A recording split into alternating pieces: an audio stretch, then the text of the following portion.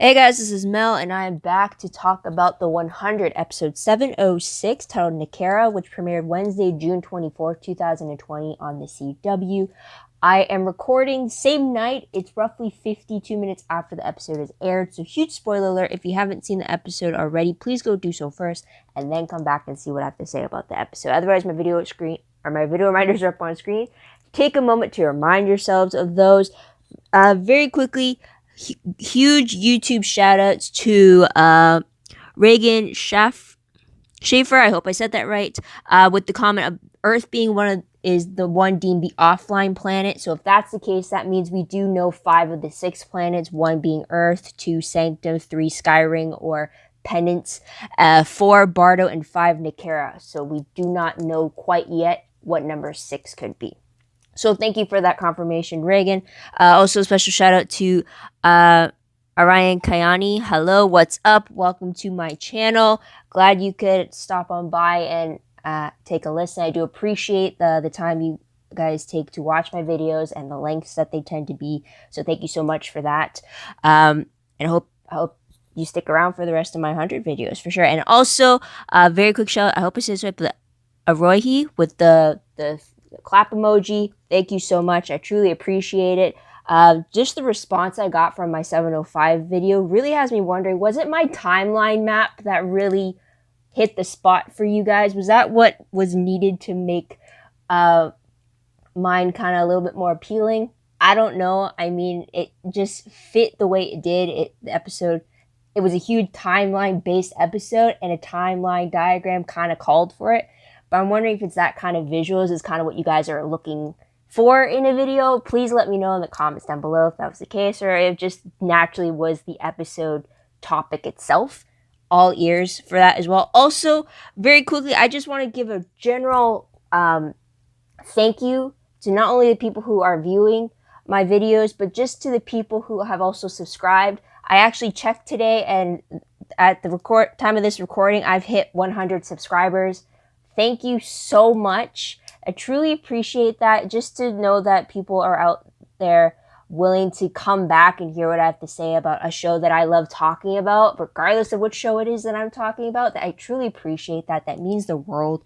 I mean, I'm not doing this to get subscribers. This was always meant to be a way for me to talk about my shows extensively and hoping to bring about a conversation or starting up a dialogue with anyone else who is a fan of the show, because sometimes just typing this all out in a forum basis and waiting for a response, it could be a little strenuous sometimes. So just talking out, because sometimes, as you know, or maybe I don't know if you've realized or have noticed, but I tend to forget what I say a lot of the times when I go on tangents, and when I try to recall what I've said, I won't know unless I've written it down.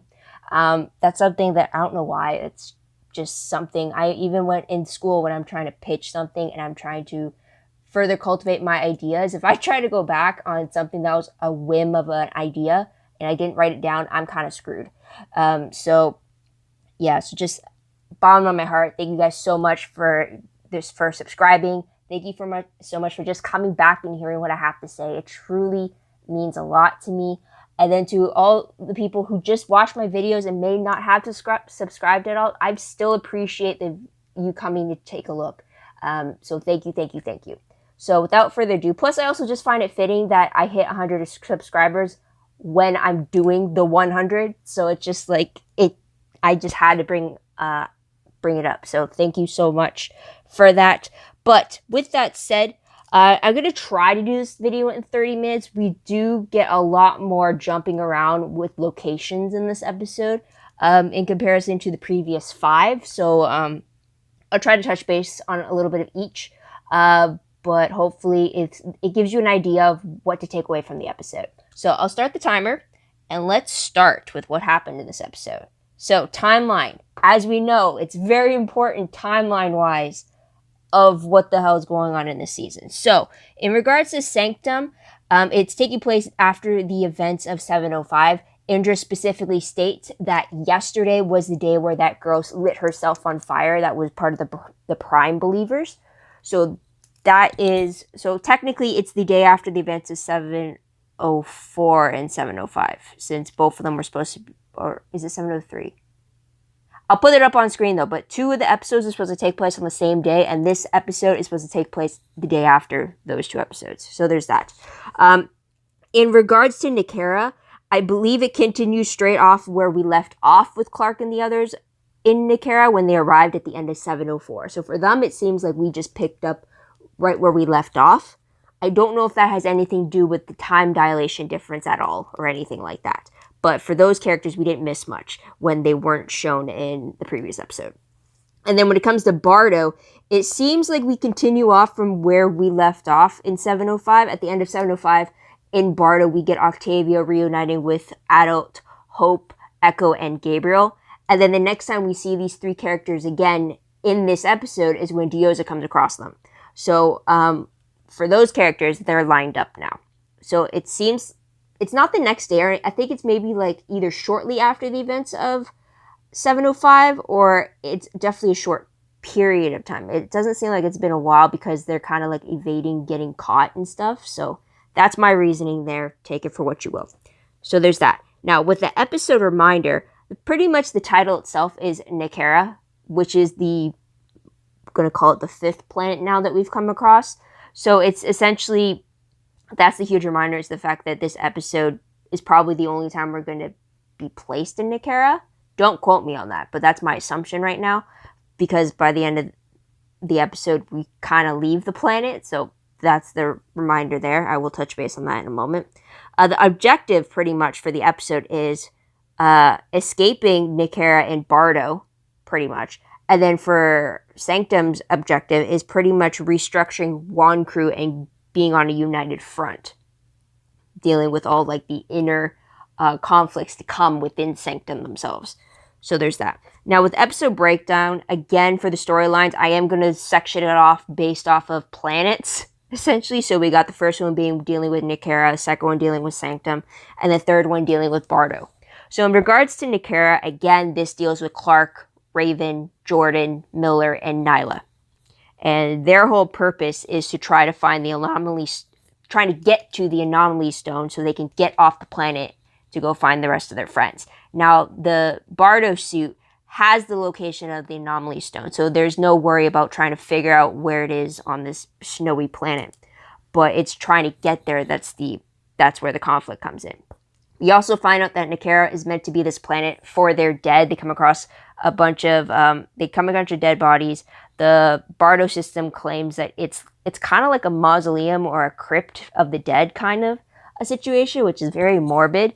But then it kind of makes sense when the planet is all all snowy and stuff and very cold to live on. But there's that. We also do find out that the Anomaly Stone, from my understanding, is actually inside a living organism. Like, they believe it's at the bottom of a tunneled cave that's more closer to the core of the planet.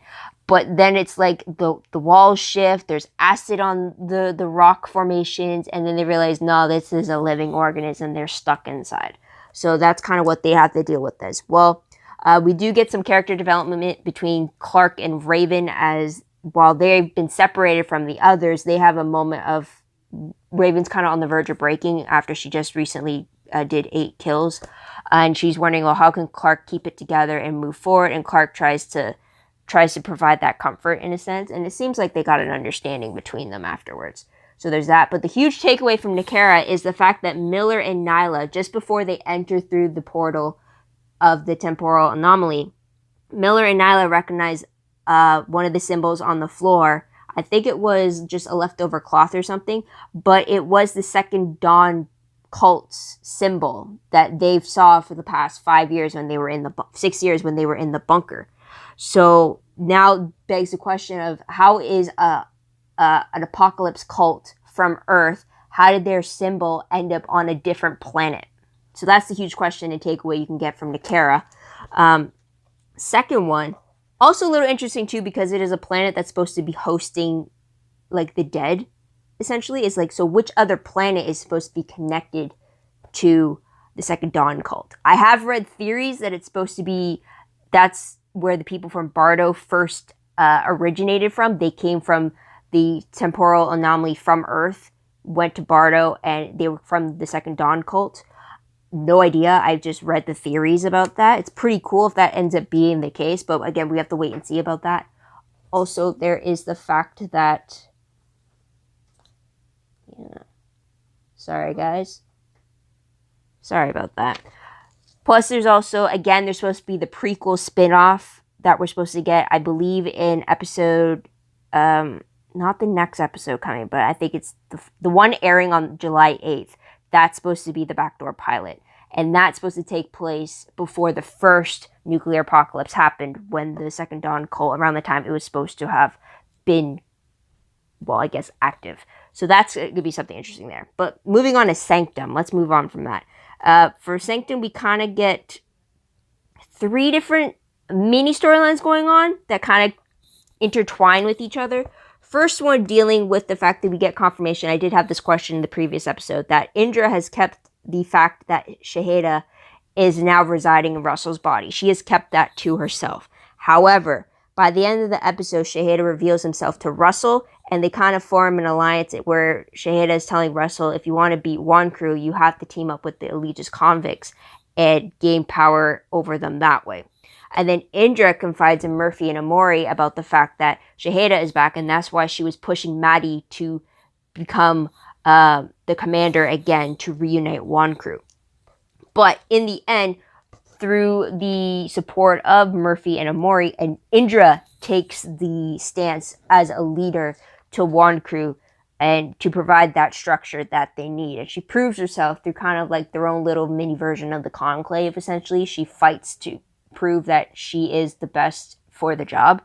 And instead of killing the one who defied her, she just put him up as the one in charge to find the stolen guns, which is another side issue that they have. Now, Indra believes that Nikki of the Eligius Convicts is the one behind the robbery. Although they had one confrontation between each other, but we don't actually see the guns being retrieved or anything. So that could be something that is going to be bleeding into the next episode, potentially. So that's something there. So the major takeaway from Sanctum is the fact that Indra has now put herself as the new leader of Wonkru, and while Sheidheda is now kind of playing the pieces when it comes to trying to overthrow Wonkru, but by throwing Wonkru by using the convicts with the Children of Gabriel. So there's that.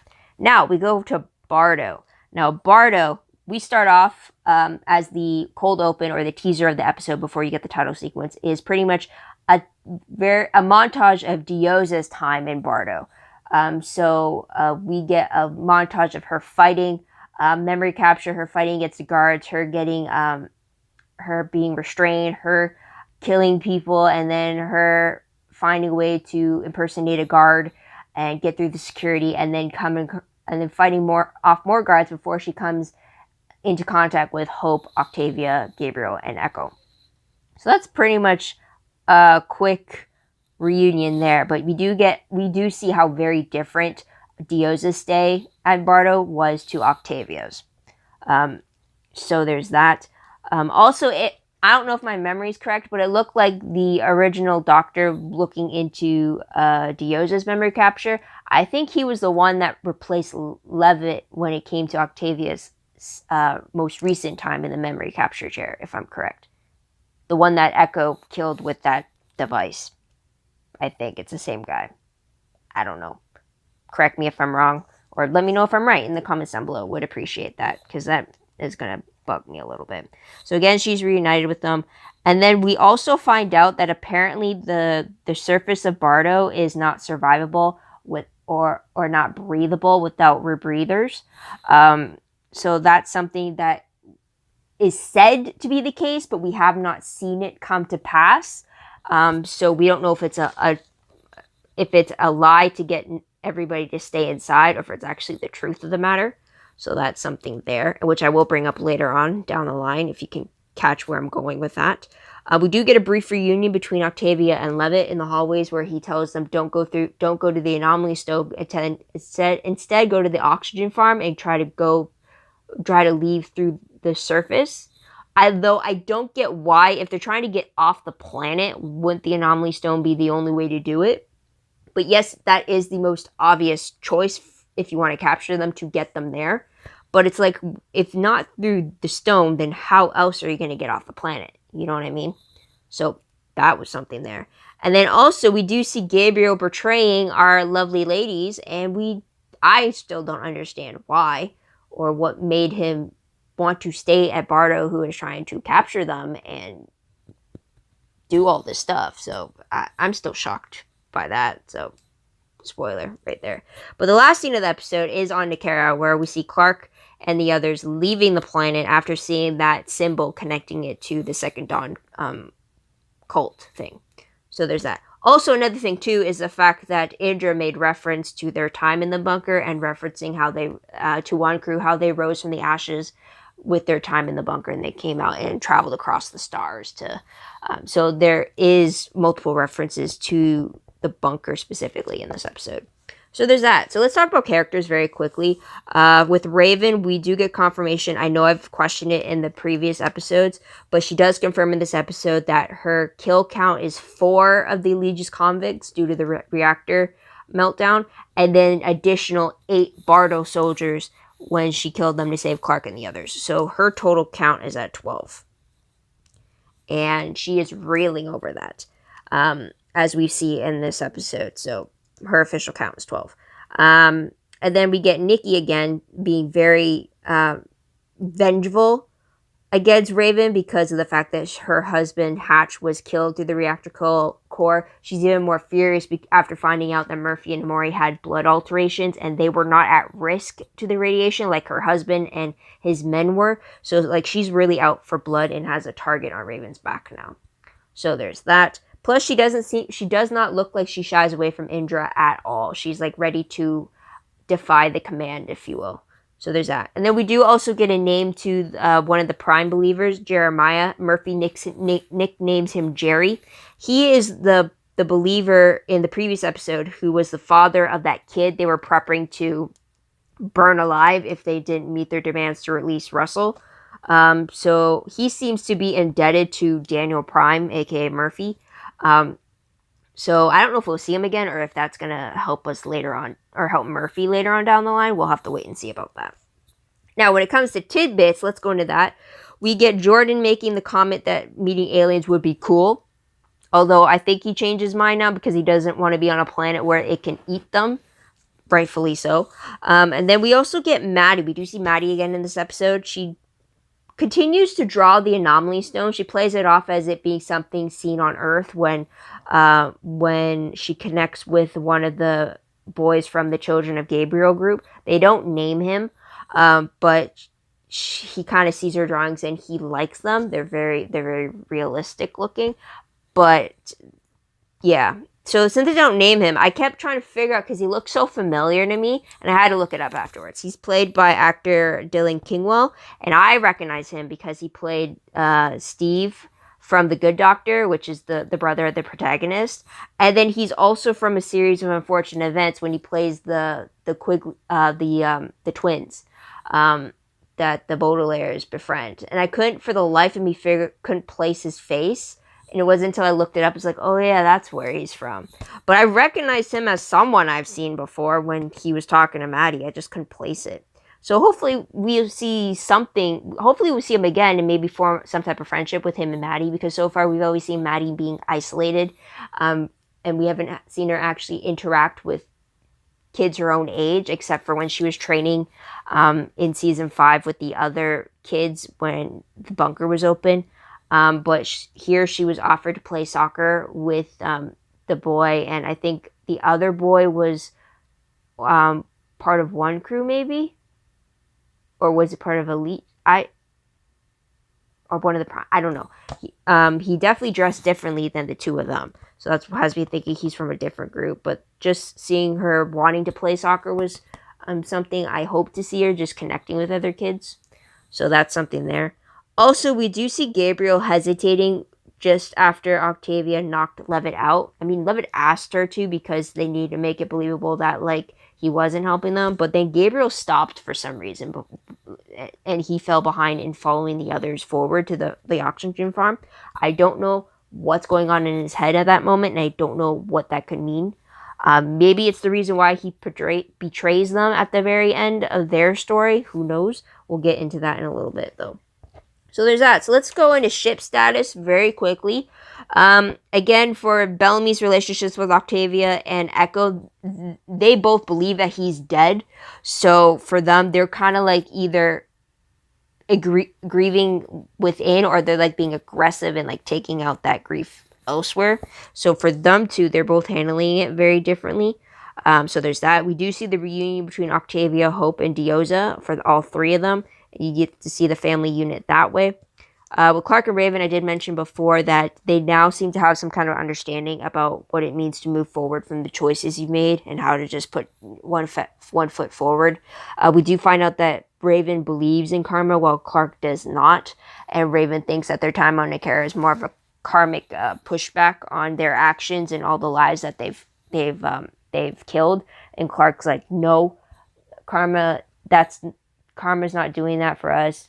People we killed were to save the people that we love. And then Raven kind of counters with the fact that, well, like, all the people we killed also love people and they were fighting for those people as well, kind of a thing. But they seem to come to an understanding. They definitely have a moment of comfort between each other when they were stuck between these two pillars in the living organism that was acting like a cave. So that's something there. We do see huge tensions between Indra and Sheidheda. She's saying she's kind of in a tight spot where she can't reveal that he's actually Sheidheda, because in doing so, that would pretty much have Wonkru kind of looking to him as the commander, which she does not want. Plus, it also it will set the, while it will please the Children of Gabriel, it will set off the prime believers and like wreak havoc on that. So there's really no win-win situation if they reveal that Russell's actually dead and it's this dark commander that's in his place. So there is that. And then also, lastly, is between Octavia and Levitt. They have a brief moment together, as I mentioned before, but he expresses that he doesn't regret learning a new way to live life through her memories, and he doesn't regret that, which I thought was really sweet. They had a tender moment before he told her to punch him out so that it was believable that he got in their way instead of helping them out. So I'm all for that. I hope they both. Well, I hope Octavia survives to the very end, to the very least, because she's been a main character. But I just hope Levitt survives so that Octavia has a chance to have like a surviving relationship, because everyone else that she's also hooked up with has also died as well. That seems to be the case with this show. So there's that. But let's move on to the most shocking moment of the episode. I think for me it will have to be Gabriel turned against his team. He tasered all of them before he kind of tried to turn himself into Bardo, but then they all got restrained afterwards. I don't know what the hell he's thinking, what is going through his mind. Like, the whole point was for them to get in and get out and go back to their people. Why would he want to stay behind on Bardo, where they are clearly outnumbered and at a disadvantage with not knowing what the hell is going on there? I don't know if it's the doctor in him that wants to get that knowledge somehow, but it's like, dude, you just know. So that was a shock there when that happened. And then, plus it was just weird because out of all the characters, I didn't expect him to go rogue from the plan, since he was all for, you gotta follow the plan, and it was Echo or Hope that was deviating. So it's like, yeah, it was his turn, but it was just, he was the last person I truly expected to deviate from the original plan. You know what I mean? So there's that. And the second shocker was the fact that the Second Dawn bunker symbol was found on Nakara. Yes, I've seen theories about how they would play a part in one of the planets, particularly probably Bardo, but the fact that it's found on this planet was just a huge surprise there in itself. So I'm excited to see how they bring that mythology back into this one, since it was a mythology heavily focused on in season 4 when they were searching for the bunker, and season 5 when they were actually in the bunker. So that is something there. But let's move on to parallels very quickly. Huge parallel, I don't know if you guys picked up on it when I briefly mentioned it before, was the fact that Bardo's situation about how the surface is not survivable or breathable without rebreathers, it is very similar to Mount Weather, and their situation with how they couldn't survive or breathe on the Earth's surface due to Prime Fire number 1. And then also again with the Wonkru in the bunker, their situation when they couldn't survive on the surface due to Prime Fire number 2. So you kind of have like a third version of it with Bardo not being able to survive. We don't know to what extent it's not breathable, if it's due to radiation or if it's actually specific to the planet itself. Like if it's just like, because for the Earth's radiation, it could have just been something like it was radiation and it could eventually go away, which is what happened with Prime Fire number 2.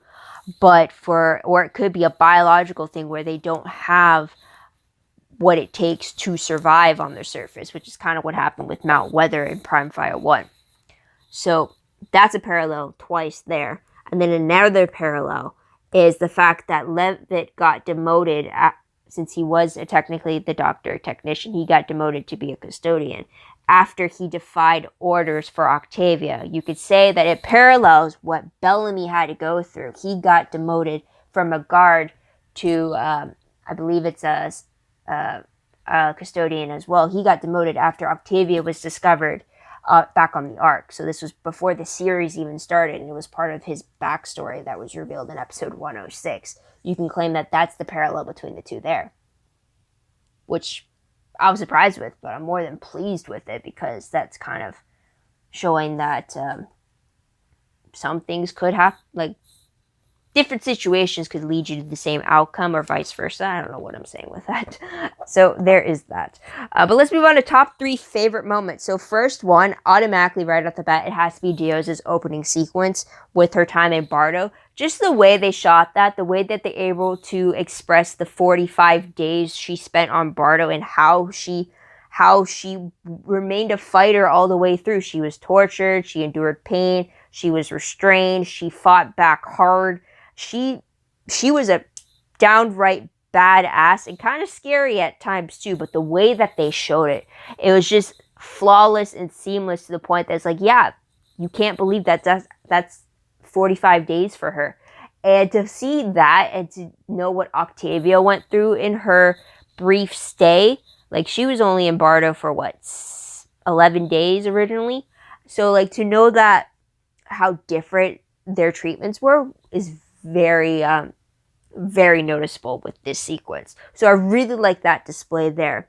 And another one I really loved was Indra's speech to the Wonkru, and how she was taking on this new role and how she was saying that she was trying to remind them of all that they've endured together as one clan and not 13 different clans, and how they survived in the bunker. They survived the dark year. She didn't name it specifically. But then they traveled across the stars to a new planet, to a new home. And they've all been there. And she's trying to reunite them. And then she also fought to prove that she was a warrior. She even said that she's a warrior first. She was never supposed to be a leader. She knows her place. And I felt like in this episode, you truly get the warrior vibe. Not that you don't get the warrior vibe always from Indra. But it just struck me even more in this episode how she carries herself. Reminds me very soldier military type. Even though that should have been how I've seen her before, because she is a soldier through and through. But it's very different from like the soldiers from the Ark and how they carry themselves versus the grounders and how they carry themselves. You know what I mean? So she was pretty badass in there. And with that, I truly love the support that she got from Murphy and Emori when they said, well, if anyone's going to be leader, it should be you. Don't put Madi in it. You take the position, because even in those 5-6 years down in the bunker, we all knew that even though Octavia wore the crown, you were the one that was commanding it all type of a thing. So seeing that support was really cool. And then also just getting that moment of Indra confiding in Madi when it says like, I don't know what to do. It's like, I'm failing in my mission. And it's like, I don't want to ask this of you, but this is the only way to stop the power struggle that is going to come. So it's just really great to see Indra in all facets of her emotions in this episode. So I truly love that for sure. Another thing, and then I hate that this is my favorite, but I got to give props to where it is. But it was between that fight scene between Sheidheda and Nelson. I hate that I'm going to give praise to Sheidheda. I do. But I have to say that scene where he is fighting Nelson, and you got to remember, his arm is in a sling. It is broken. So he's pretty much single-handedly fighting Nelson off, who has proven himself to be a capable fighter. And to have Sheidheda truly showcasing in that fight scene just how much more skilled and how much more intimidating he is. Plus, it's in that moment you truly see the difference between the Dark Commander within him and the pacifist ruler of Russell on the outside. So it's like, it's in that moment you truly are reminded of this stark difference and the fact that, oh, this is not Russell in front of us. This is actually a very menacing and imposing warrior within him. And even made note of that, of the fact that if Nelson had tried to kill Russell, he would have done so without a problem. So it's just showing that how very different the two of them are. And it was just like, the fact that he like stopped Nelson the way he did while his arm was still in a sling was just like commendable, because it was just that one sequence you needed to truly showcase. Like, all we've heard has been rumors of and legends of the Dark Commander and how he played mind games, how he got people to fall in line with him, and like how he imposed fear, and how he sweet talked his way out of things to get and manipulate things to get what he wanted. We've seen all that, but we haven't seen the actual warrior part of him. And I think we got a huge glimpse of that in this scene. And it really paints a picture of why he was known as the Dark Commander. He is an imposing force. And I can understand now why Indra is so afraid of him gaining control over Wonkru and being in that ruler position. So kudos for that, as much as I hate to say that. Credit where credit's due, you know? So there's that. And another favorite I will say, and I did touch upon it already, is just the scene between Clarke and Raven. I thought they had a great moment of understanding. It seems like it was been a long time coming, especially in this particular case, because Raven has always been on the high horse and claiming and always really criticizing Clarke's decisions when it came to those life or death moments. And Clarke really took it to heart. Like when she's alone, you can see that it takes a toll on her, but in front of everybody else, she keeps a strong front, and she keeps that, as she says, that I bear it so they don't have to. So just to get in that moment, Raven gets a little bit of an insight into Clarke and how she's able to move forward from her decisions, and Clarke just to be there and comfort Raven. I thought it was a really good step forward for them, since they've been at head since they've reunited after Prime Fire 2.0. You know what I mean? So, I mean, we saw a little bit of reconciliation between them after Clarke was taken over by Josephine and after they lost Abby. So you got a little bit of that moment, but you don't really have like a true bonding moment until this part, after so many years apart from each other. So I really like that there. But let's move on to top 3 peeved moments. I'm looking at the timer right now. I'm going to go over 30 minutes. I already know that. I'm sorry. But one peeve was the fact that Nelson is even listening to Sheidheda. First off, why the hell are you letting him in to see him? It's like, no, I get it. As a writer, that's conflict right there, because that's going to cause problems for our characters later on down the line. But at the same time, as a fan, it's like, no, why? As a character in the show, why would you?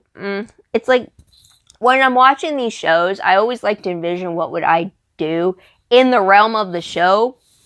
And it's like, I would not allow my prisoner to get any visitors if he poses such a threat, and yet this is what's happening. So it's like, what's going on? So that's a peeve there. Another peeve, I've mentioned it many times, was the fact that Gabriel portrayed his group of escapees. I still don't get why. I don't know what's going on in his head. It's a peeve that now they're all detained at Bardo. They were so close to escaping, but again, that's conflict. We still have half a season to go, but I really hope we get them reunited before the series finale. But that's neither here or there. There's the timer, so we'll have to wait and see about that. And the last peeve I did have was the fact that even though this episode is called Nakara, I found that this episode did not heavily focus on the planet itself.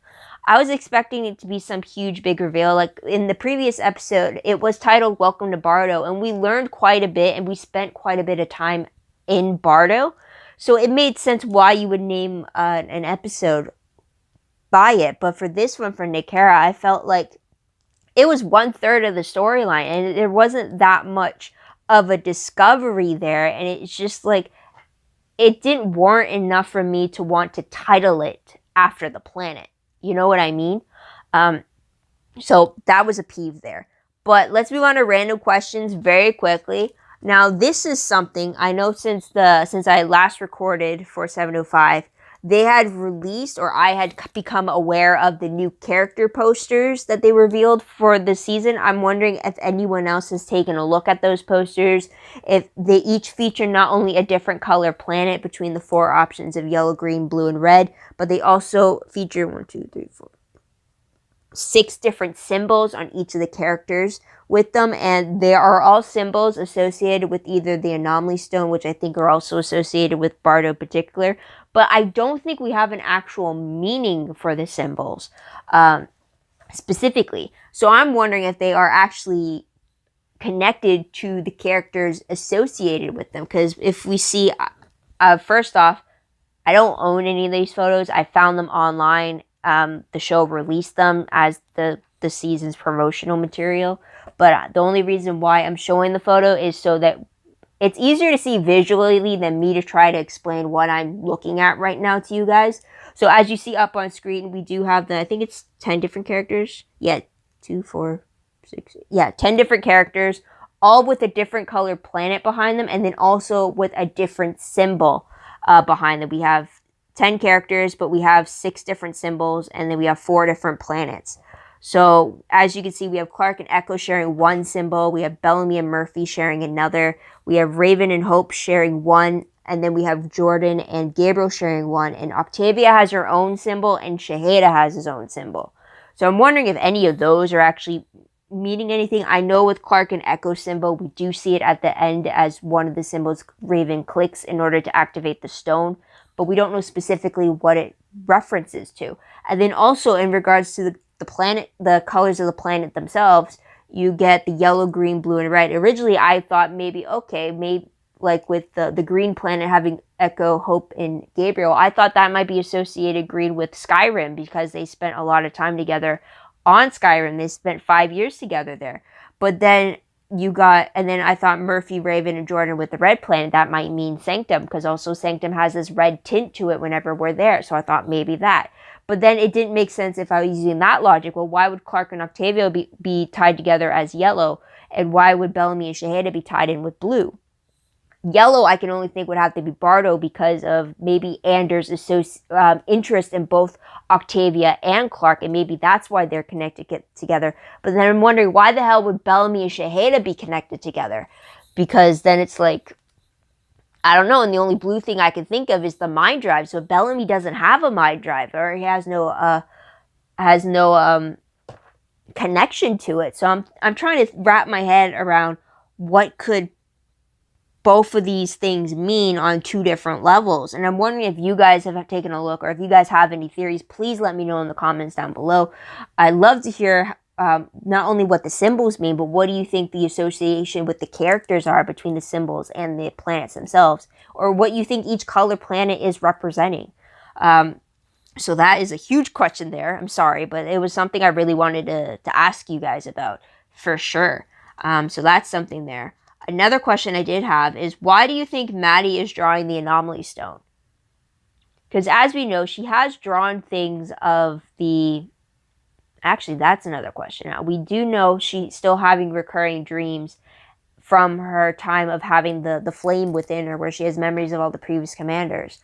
And she drew Lex's memories of Clarke. She drew things from Sheidheda, I believe, as well, when they were still connected. So I'm wondering if Madi drawing the Anomaly Stone is because of whichever commander was attached to the Anomaly Stone back on Earth. Was it Becca, the first commander? Was it the commander that followed right after her? Maybe that's why she knows the stone, because I don't think she's actually physically been in its presence since she's arrived in Sanctum. You know what I mean? So I'm wondering how that's going to tie in itself there. But another question is, how much time do you think has passed on Nakara? I mean, we picked up right off where the characters had left off, but what is that time difference between the people of Sanctum and then the people of Bardo? Like, that's a little trickier too, because with all their separate storylines, they all kind of picked up where we last saw them, but we don't know in what relation all those three storylines are taking place within each other. Like, I'm assuming Sanctum is going to be my normal, like, standard timeline duration, just because it's the pacing that the show has been doing for the last 7 years. So, like, in that regard, is Nakara moving faster or slower to Sanctum? We definitely know that Bardo moves faster than Sanctum does, just like how Skyring moves a hell of a lot faster than both Bardo and Sanctum. So, like, where does Nakara fit into this bit as well? There's that. Last question is, why did Gabriel turn himself into Bardo? It seems like he turned himself into Bardo, but why did he turn against our people and get them captured as well? Like, what the hell? That's, like, the biggest question. And it's like, Gabriel, unless you have a good reason, you're kind of on my shit list right now because you just jeopardized all these characters. I wanted to have them reunited again with our characters back home. So you really need a good answer about this. So there's that. And I guess the last question is, do you really believe Bellamy is dead? I mean, our characters believe that he is, especially the group from Bardo, since they're the only ones that know. But I truly don't think he is. I mean, I refuse to believe that they killed Bellamy off. Unless they killed him off and I see his body dead in front of me, I'm not going to believe that he's dead. I purposely think that since the anomaly portal was open, he was just pushed out, maybe onto the 6th planet that we don't know about. And that's where he is. And I think he took his hostage with him. And maybe that's where we're going to pick up with Bellamy later on. I'm hoping that's the case, fingers crossed, but I truly don't think that he's dead. Because I feel like with this show, unless you show their death on screen, I'm not going to believe it. So that is something there. Although no, I still stand by my statement. So there's that. So let's move on to predictions very quickly. Based off the promo for 707, it looks like we're going to see the Eligius Convicts working together with the Children of Gabriel as they take on Wonkru. Even though Emori is trying to bring about peace and trying to mend historical ties. And then it also looks like there's going to be tensions within the group at Bardo while they're in containment with each other. And then they also show Diyoza having Hope in a headlock, and I do not know why that's the case. Why would she have her daughter in a headlock? So unless there's some hallucinogenic shit going on, I have no clue for sure why she would yeah, I don't know. So there's that.